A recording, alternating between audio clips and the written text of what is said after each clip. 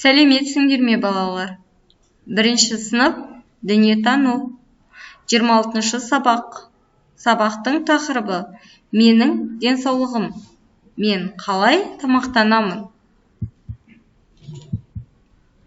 Дұрыс тамақтану сенің денсаулығыңның жақсы болуына және бойыңның өсуіне әсер етеді.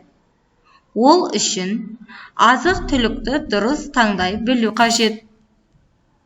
Азық-түліктерге көкөніс, жеміс, жұмыртқа, ет, балық, дәнді дақылдар мен сүт, айран жатады.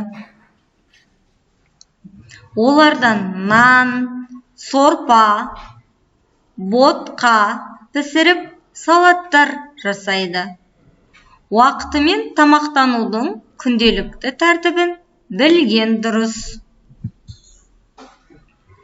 Суретте Арманның таңғы, түскі, түстен кейінгі және кешкі ас мәзірі бейнеленген.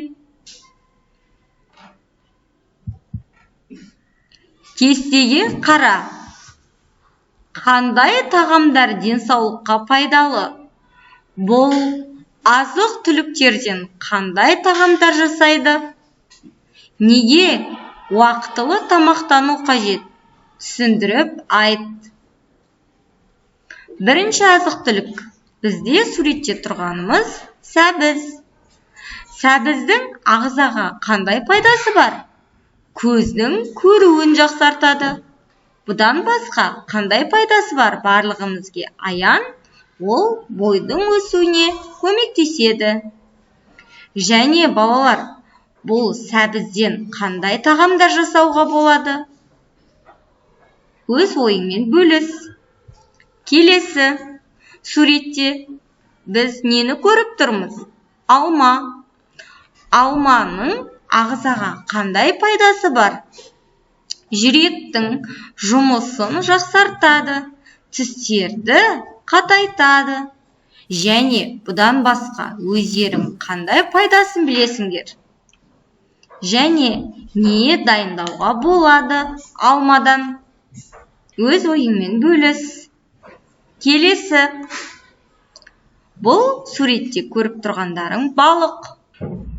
Балық ағзаға қандай пайдасы бар? Сүйекті және тісті қатайтады. Сонымен қоса балалар, балық көздің көруіне және біздің миымыздың жақсы дамуына, есте сақтау қабілетіміздің жақсы болып қалыптасуына тигізер пайдасы өте көп. Және балықтардан не дайындауға болады? Қандай тағам түрлерін білесің? Өз ойыңмен бөліс. Келесі бізде балалар суретте сүт өнімін көріп тұрмыз. Сүт сүйекті және тісті қатайтады. Жүрек соғысын және теріні жақсартады. Балалар, сүттен қандай тағам дайындауға болады? Және оның ағзаға қандай сендерді өздерің білетін пайдасы бар? Өз ойыңмен бөлісе кет. Балалар, ас мәзірі дегеніміз тамақтануға арналған тағамдар мен сусындар тізімін атаймыз. Суретте Әселдің қалай тамақтанатынына назар аудар. Әселге қандай кеңес берер едің? Оның тағамдары дұрыс па? Өз ойыңмен бөліс. Сыныптасыңмен бірге күні бойы қалай тамақтанып, қандай пайдалы тағам жейтініңді талқыла. Бірден көп тамақ жеуге болады ма? Неге?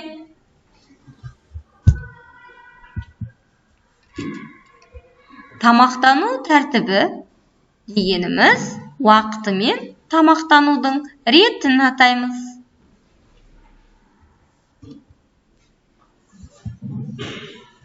зерттеу жұмысы. Балалар, сендер мектеп асханасының ас мәзіріне назар аудар. Аспаздан тағам мен сусындардың пайдасы туралы сұра. Дұрыс тамақтану туралы ақпаратты сурет түріндегі ас мәзірден жасау арқылы көрсет. Балалар, аспаз дегеніміз кім? Ол қайда жұмыс жасайды? Осы сұраққа жауап беріп көрші. Балалар, есте сақтаңдар. Тамақтанар алдында қолыңды жу. Көкөністер мен жемістерді жуып же. Асты тойып жеме. Тамақты бір уақытта жеп, ішуге дағдылан. Тамақты түрлендіріп пайдалану денсаулықты нығайтады. Балалар, осы ережелерді қатаң түрде есте сақта. Балалар, осымен сабағымыз аяқталды. Келесі сабақта кездескенше сау болыңдар.